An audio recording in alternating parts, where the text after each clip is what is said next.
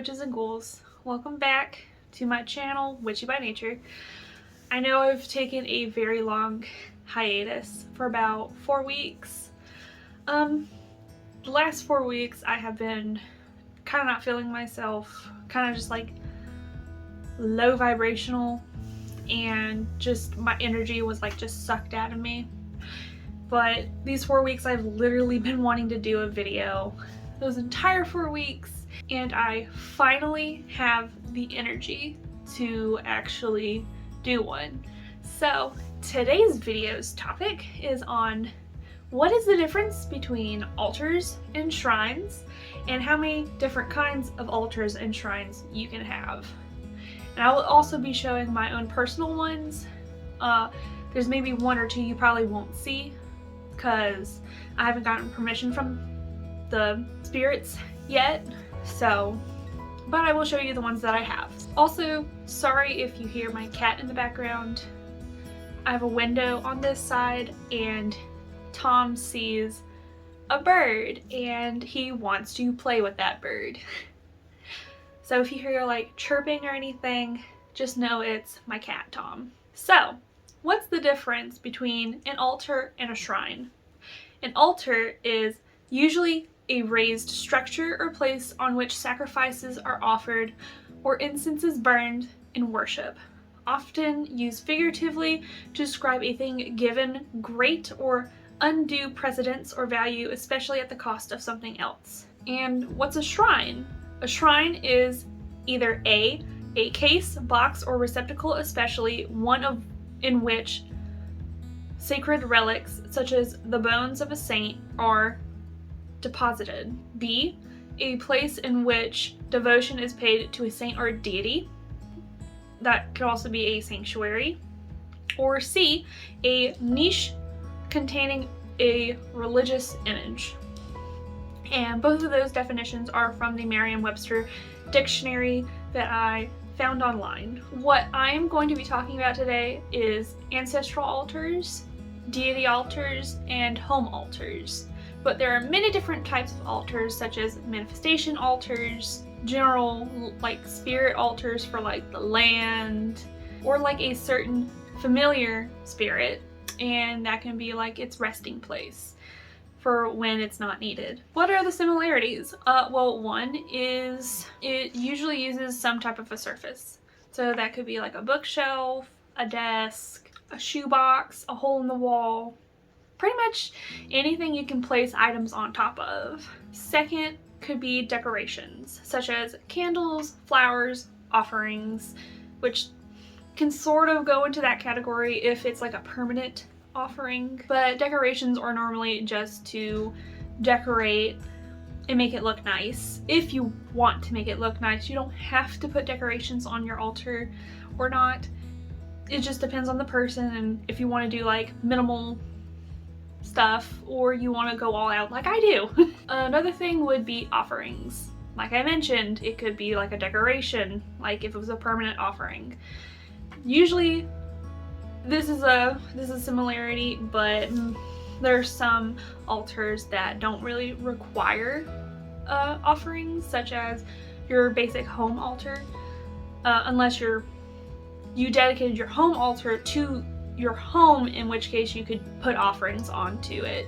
Otherwise, your home altar could just be like a decorative piece for like seasonal things, like when the seasons change and the holidays you celebrate, like Samhain, Yule, general fall, general spring, general summer, or like Beltane or something, anything like that. So what are the differences? The main difference is the purpose of the altar.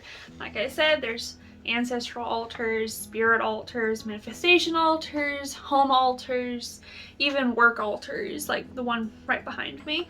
Some of the different purposes could be veneration, like of a spirit, an ancestor, a deity, or as like general, like a decoration. Another difference could be the types of offerings that you choose to place onto that altar space. And it especially goes for spirit altars ancestor altars and deity altars. And another one is home and manifestation altars can periodically change based on what you either want to manifest into your life, or your home altar, like I said before, would be for the different seasons. So like general seasons like spring, summer, fall, and winter, or you can do it based on like recurring holidays every year, like Yule or Imbolc or Beltane. And what are the different types of altars slash shrines? There are the three main ones I'm going to be talking about are ancestral altars, your home altar, and a deity altar. Ancestral altars are mainly used to venerate your ancestors of blood, tradition, or identity. Blood could just be your family lineage. Or if you're like adopted, it could be your adoptive family, or if you have researched into what, like your birth mother or birth father, who they were, and track them down or figure out who they were, if they're alive or dead, like that kind of stuff. Tradition could just be your tradition of culture. And identity, your identity could be that you're gay. You can even have ancestral altars for your pets and your friends. So like on my ancestral altar, like I'm going to show you in a little bit, has both blood related ancestors, other ancestors that I've actually picked up through a means of acquiring them from shops, and then I also have my pet who recently died this year. She was definitely like family. I definitely believe that animals and your pets can definitely be put on your ancestor altar. But the main type of pictures or anything that can be placed on your altar are pictures of your ancestors. So that could be like blood relatives, adoptive family, the ones that are dead. It's kind of like a taboo a little bit that you only place dead ancestors on your altar, like the pictures of your dead ancestors. And if there are pictures of your dead ancestors with your alive ancestors, it's a taboo that you could be wishing death upon the ones who are alive in that picture. But some people don't really care. Some of them will put like pictures of their alive ancestors on their ancestor altar to ask the ancestors to help this certain family member in your life to bring healing or prosperity to them. That could be more of like a temporary thing. It doesn't matter, honestly. Like literally you could pretty much do what you want, but there are kind of some rules, but who really cares? Another thing that could be put on your ancestor altars is offerings slash water slash wine slash alcohol slash food slash etc. But the main one that you can do is water, and that can usually just sit for about 2 to 3 days before it gets like kind of disgusting. So what I normally do is, for all my altars that have like a deity or a spirit or ancestor on it, I will refresh the water every 3 to 4 days. Sometimes I do forget. It's not really a big deal unless you have like told or have asked the spirit, ancestor, deity of that place, of that altar or shrine, if it is okay ahead of time. If it is okay if I accidentally leave stuff on their place, which could be mainly water and alcohol. Food's usually not like a good idea to leave out more than like maybe 24 hours unless you know it's not going to perish for however long it's perishable for.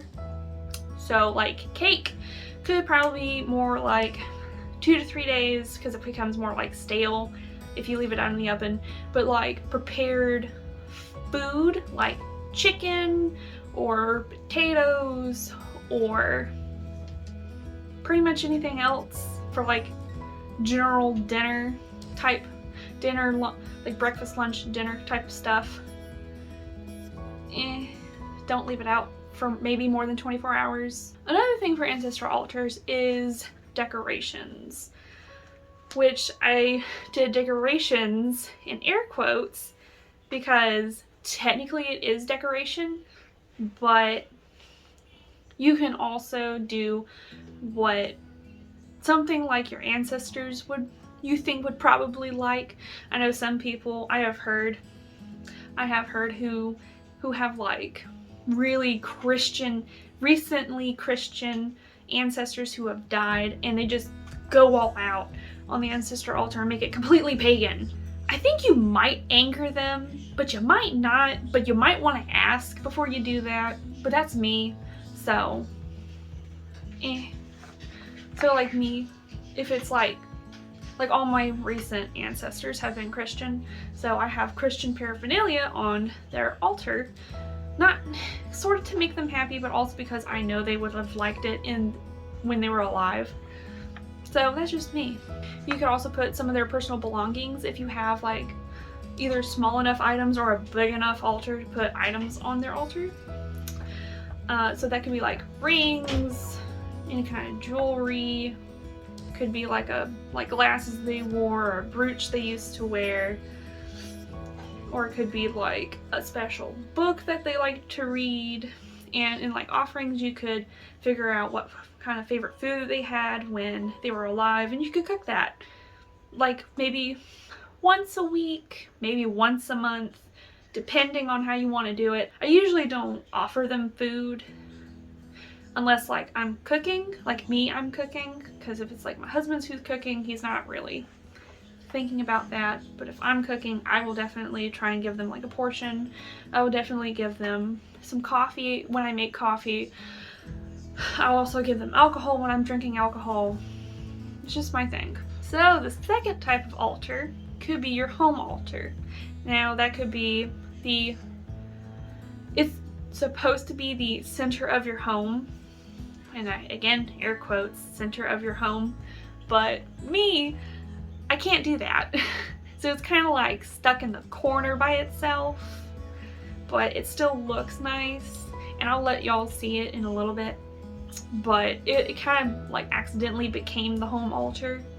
By accident, I wanted it to be my mantle, my fireplace mantle, but that'd be way too much stuff on the altar, on the fireplace mantle for anything to be put on it besides maybe just like holiday decorations or even like just normal decorations. So I decided I was just going to put some of it against a wall. Home altars are supposed to be the center of the home, like where it mostly feels homely. So that could more or less so actually be like your kitchen, your living room, a den, hell, maybe even a bedroom. Honestly, whatever you consider the center of your home, or you can try and put it wherever you can. Doesn't really matter. And you can think of it maybe more as like a holy space.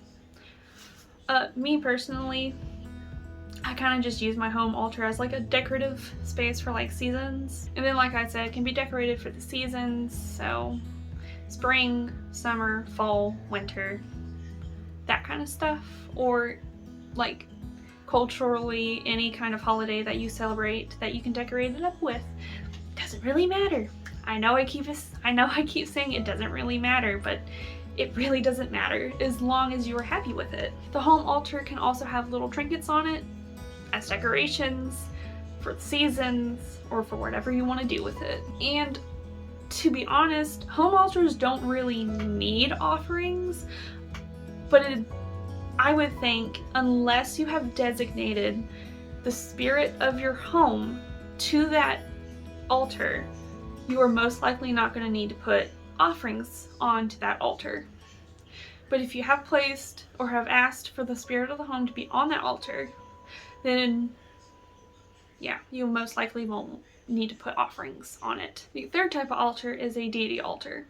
And with that, sometimes, or at least most of the time, you would want like a picture or a statue of your deity that you're worshiping, or deities. I guess it would depend on like if the deities like each other. You'll most likely want like a statue, a picture, sculpture, anything you want to put on there to represent that deity or deities. And same thing with like the ancestral altar. You'll want to put offerings on there periodically. That could be water, wine, food, could be desserts like chocolate, cake, moon pies. I've given Hekate moon pies before, and yeah, I don't know, she seems to like really like them, or well, so I've experienced and have asked her. And also it could be decorations that they like as well, or decorations that you think that they would like, such as Hekate obviously probably would want keys on her altar. You could also do pictures of like her animals. That could be like snakes. Ooh, you could do snake sheds as decoration, which I do have a couple of snake sheds. I just haven't put them on our altar yet. I don't know why. I just keep forgetting to do that. I don't know what the deal is with that, but oh well. Pictures or paintings or like little statues of like, I think one's a bull, I think one's a horse. I don't know. That her animals are kind of like iffy right now in my head. Dogs are one, polecats are one. Those are the like weasel looking animals. It could be ferrets as well, because they're kind of like in the same family. But she could also like seashells, because she is a goddess that rules over land, sea, and sky. So I put seashells on her altar for like land and sea associations with her. I still haven't found anything for like sky, for like air for her yet. I do have candles, but that's more like fire, so we'll see about that. Okay, so now that we've went over the different types of altars, what you could put on your altar and stuff, or shrine, I'll actually show y'all about 3 of my altars. I'm going to show you my Hekate altar, I'm going to show you my ancestral altar, and I'm going to show you my little home altar that I have spruced up. So I will see y'all on the other side.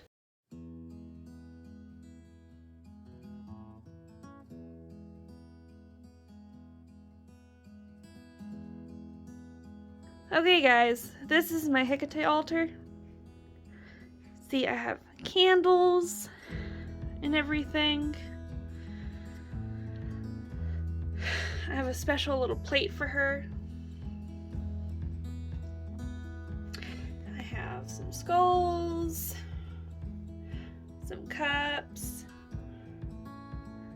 statue, more candles, incense bowl, another skull, and a picture from a purchase I made for Hekate. And this little picture came in it, and I thought it was just so cute. So I decided to put it on our altar. But yeah. And then I have, I'm not entirely sure what this is, but I thought it was really cute because it was keys. And I think it's made of brass. I also have some garlic. Ooh, sorry if that went a little weird. I'm gonna try and put it, there you go. There's a little piece of garlic for her. That's a candle I was burning for her, but it turned out weird and it got this scorch mark on the side. So I decided to not burn it and not burn down my house. But I have these other two. I have this one I made. And then this one on the other side, I bought this one right here. I bought in a pack from Amazon. It doesn't burn down like normal. It kind of like splays out as it burns down, which I didn't think that would be a problem until I had it on my ancestor altar and I thought it was going to run over. But I have another 10 of these. I have to get through this one, the other one on my ancestor altar, and then 8 more. So I'm trying to burn them as often as I can, but we'll see. Then I have this one that I actually bought from a place in Tennessee. I don't remember what it's called, but this candle is called Cosmopolitan, and it has hibiscus, cranberry, and orange. And she actually seems to really like this candle when I burn it. Don't know why. I think it's because it smells really good. But yeah, this little offering plate I made for her. Well, the plate I just bought, and then I just painted her name around it and painted some keys. I'm gonna try and paint some other stuff on it eventually when I get the time, and then maybe spray it with a sealant so that like none of this like can scratch off, because I have some sealant for that.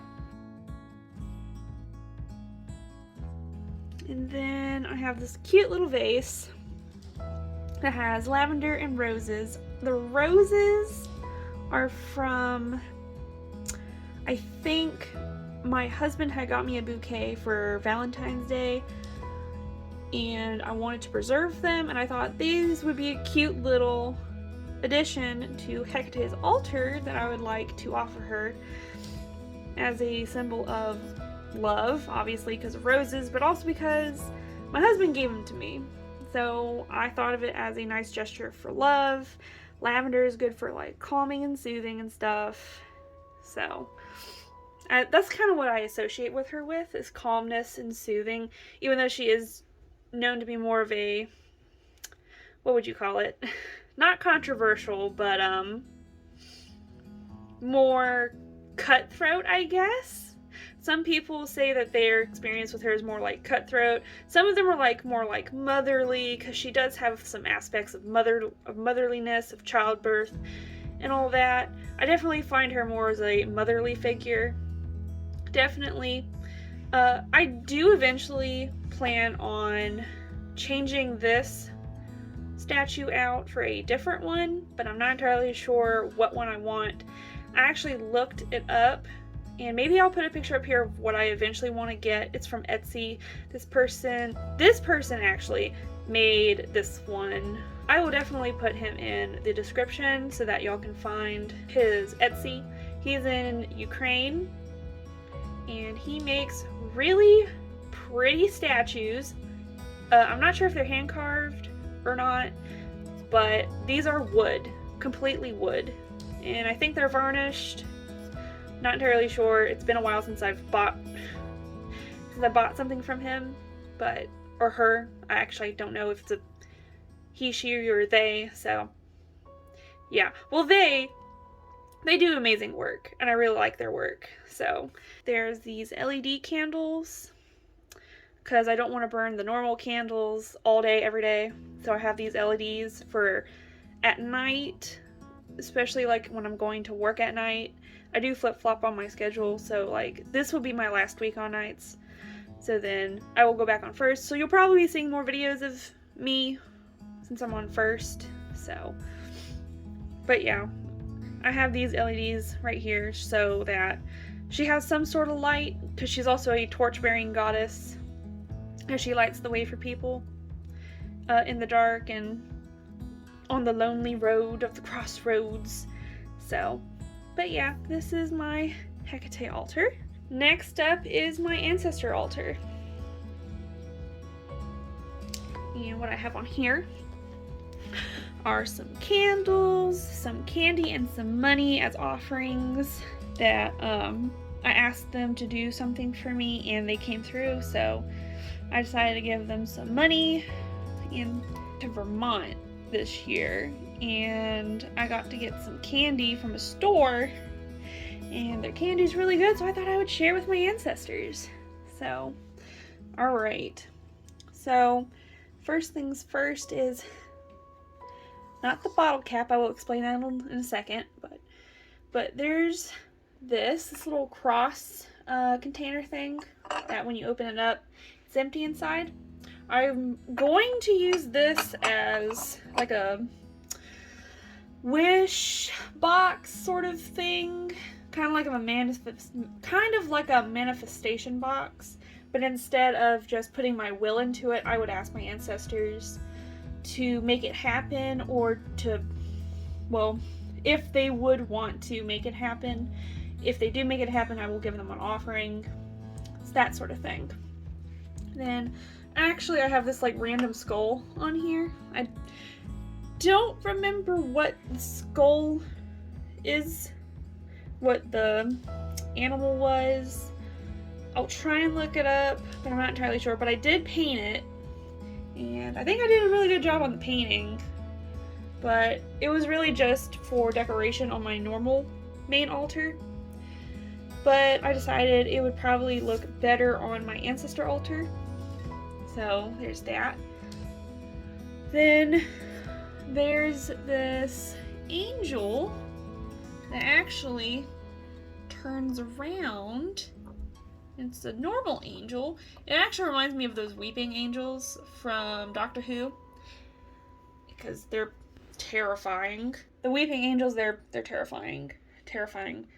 I Believe in You was given to me by my mom.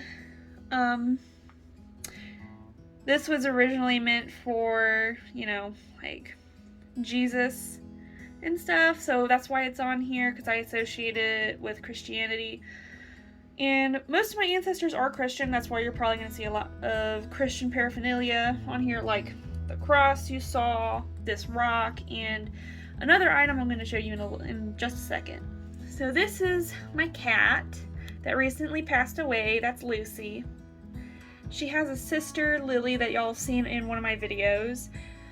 And then I have Tom, who's actually from a separate litter that I got from one of my co-workers. And they're obviously not brother and sister, but they've gotten better over the months since Lucy has passed away. They've become kind of better, but not really at the same time, but we're getting there. Now I'm going to explain this picture in a little bit, because I have two others that I have on here that are not ancestors, or at least I don't think they're directly lined ancestors, but I will explain that photo and the other two in just a second. This is a little Hekate statue that I found on Etsy that I thought would be a cute little addition to my ancestor altar, as Hekate is known to be a psychopomp, as well as Hermes, but I don't work or worship Hermes, so I got a Hekate statuette that looks like Mary, but it has been painted and engraved to represent Hekate. So every time I'm trying to get a hold of my ancestors, I'll ask for Hekate to help me get in contact with them. And I mean, I do believe that my ancestors are here like 24/7, even if I don't feel them all the time, but definitely sometimes when I need help, I will ask the statuette for help. So there's her. And then this is another one, like the first, not the first, but the second picture. Not a direct descendant that I know of, but I will explain in a second. This is my mother's mom, my grandmother, and she had died when I was about 15-ish. I think I was in middle school, so maybe 14, but she was definitely a Christian woman, but she bit back fast. She had all kinds of witty remarks to say to my mom, because she lived with us. She had Alzheimer's and she died from Alzheimer's. But she was a very sweet woman in her older years, and as she was getting on up there in age, I think she died at like 83 or something. This is my other grandparents. This is my dad's dad and my dad's mom. I actually have never gotten to meet them. They died before I was born. I think my grandfather had died before my sister was born, who's older than me. And then my grandmother had died right before my sister was alive. So even she didn't get to meet them, but I definitely felt like they belonged on here, even if I don't know them, they're still part of my bloodline. Obviously, like, if you have a family member that you don't feel comfortable putting on your ancestor altar, you definitely do not have to whatsoever, even if you have like a grudge with them. I have done that for 3 of my ancestors who have recently passed. I did not like them when they were alive, and I still hold a grudge against them. That's why they're also not on here. The three that I don't have on here, but the ones I'm showing you I have, because either I have pictures of them, or I don't know if they're, I guess, dead or not. So, final picture for the 3 that I don't know or if they are direct descendants, or if I'm a direct descendant from them. The reason why I have all 3 of them is because when I go to this particular store up in Tennessee, they have an antique area that I go through to get stones. Some of these pictures are replicas. And if I'm looking through these pictures, I will kind of use, I guess, like my witchy senses, or whatever you want to call them, psychic senses or whatever. I will use that to pick out 1, maybe 2 pictures that I feel like they would really like being on the ancestor altar, being venerated, making them feel like they are remembered, maybe even if they are being venerated somewhere else. But I definitely feel like these are more like lost pictures to time.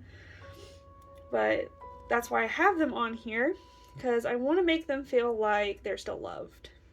I don't know, it's weird. I'm a very weird person when it comes to that, but yeah. And this guy, he has actually recently died. This is my husband's uncle. He died from cancer. Sorry if y'all can hear my voice crack. It's kind of hard. But yeah, he had recently died, and I thought he definitely deserved to be on the ancestor altar. Yes, I know he's a cop. And yes, I definitely agree with BLM, Black Lives Matter, all the fucking way. I just thought that since he was a good man that I knew, that he deserved to be on here. And this is honestly the only picture I could find of him, because it is from the funeral, that I would just go ahead and add him here. But I've definitely asked him if he wanted to stay, he can. If he doesn't, he can move on to somewhere else, go to the afterlife, or just wander around somewhere. It doesn't really matter to me, just whatever he feels like. And this last picture I have is of my aunt, my great aunt actually. This is my mom's aunt, and she had died of cancer as well. And she was a wonderful lady. She was a hairdresser, and she she did mostly older women, but I remember she had dyed my hair the first time. She bleached it, and I dyed it red, and I'll be forever grateful for her for doing that for me. But she was definitely a wonderful woman when she was alive, and I definitely thought that she belonged on here, and that I wanted to venerate her for being such a wonderful person. So, and then I have some water for them that I change every 2 to 3 days, maybe 4.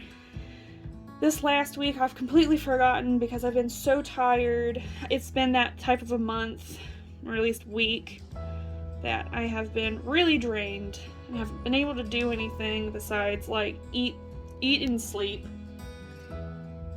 So yeah. I have seashells because my great aunt and my grandmother that I knew really loved the beach. So I have some seashells like sprinkled over the ancestor altar for them because they loved the beach so much. We would go every year and have fun. And it was a pretty awesome time. And then I have this little skull candle that I made actually from beeswax. It's actually only partially made because I didn't have enough beeswax and I didn't want to try and melt anymore. But yeah, this one's actually about dead because it won't light. Once I light it in there, it's like really, really dim. So I'm probably going to cleanse it and then chunk it. Well, actually not really chunk it. I don't know what I'm going to do with it. Probably just put it as a display or something for like Halloween once I cleanse it or not, but whatever. I'll see eventually. And then we come to the main part where I have a silver platter that I bought from Etsy, or on Etsy. And this is where most of the offerings are placed, besides water. Well, I used to have a little water thing right here, but I couldn't find anything besides shot glasses, and I don't really have any nice glassware for them. I'm eventually going to buy them really nice glassware. I need the money. But yeah, I have this nice silver platter. I have these flowers that actually came from my rose bushes that I think this was like last year. They were on the altar as a offering, and then I just laid them down and I completely forgot about them, and then they just stayed this way, and I'm like, oh, that looks really nice. I'm just gonna leave it there. So it's more of a permanent display. Then this actually moves around from altar to altar, or maybe even to like my kitchen. This pendulum I've had for, oh god, I think 5 years now. It's amethyst. It's it has like the chakras like on them. What they're supposed to look like. And then this actually I recently got this year from Tennessee when I went up, and it's just a pendulum board. Yes, no, unknown, maybe. I use this to communicate better, because I used to just use the pendulum and I would always ask it what's yes, what's no, and try and calibrate it every single time, and I thought I'll just do better and get something nicer. Something I don't have to wait for, because I'm a very impatient person. So, but yeah, that's the ancestor altar. This is my little altar, my home altar in my living room / hallway area. But this is what it looks like so far. I'm not going to get up in close because this is all you can see. But I have I have LED candles, I have normal candles. Normal candle, that's on a melter, whatever you call it. What is it? Candle warmer. It's on a candle warmer because the wick is too low and it burns too fast to be safe to put it on top. So I have it on the warmer, so it still smells fragrances the room. That's the top for it. I have some decorations, pumpkins and stuff. I have 2 of these signs right here. The best things in life aren't things, which it's true, but I like things as well. So then you can never have too much happy, which I definitely agree with. I have a Persephone statue I have right here, where I was actually trying to get into Hellenic deities, Hellenism, but yeah, that stopped. Not because I have anything against them, but because, I don't know, I really wasn't feeling it like I thought I was actually feeling it. So I had actually bought Persephone, Artemis, and the Hekate one. The Hekate one came first, and I definitely had a connection to her. But then Persephone and Athena, I think it's Athena, but Persephone and Athena came next. And then once I realized I wasn't really getting a connection with them, I kind of stopped, and I decided to use Persephone as like a seasonal piece. So Persephone would be like fall and winter, and then I will change it over to, actually I have a Persephone one too, but that's a different one. It looks completely different, but that's for like spring and summer. So yeah. And then I have this little piece. I probably will get into this one, but I have this cute little fall piece that looks like blades of wheat bundled up. It's really freaking cute. And then I have this picture. I'm gonna move this. I have this picture that my mom bought me and my husband for our anniversary, or actually for our wedding. And it's supposed to just like remind us to love one another as a husband and wife, or well, partners. I like to say partners, but you know how it is. But yeah, I thought it would look nice on the home altar, just a reminder to love each other.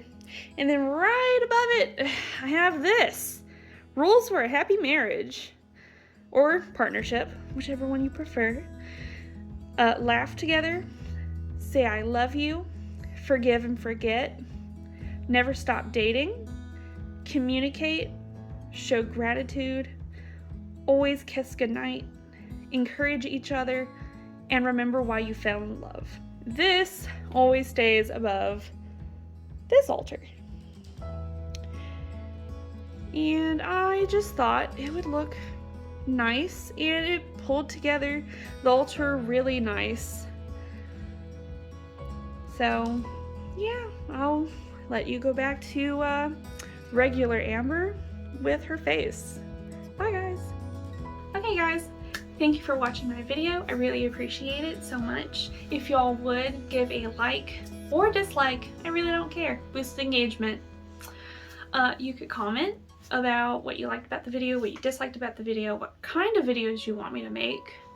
And also you could share the video if you want, if you really liked it that much, or disliked it, to boo me. I don't care. Engagement. So, alright guys, I will see y'all in the next one. Bye.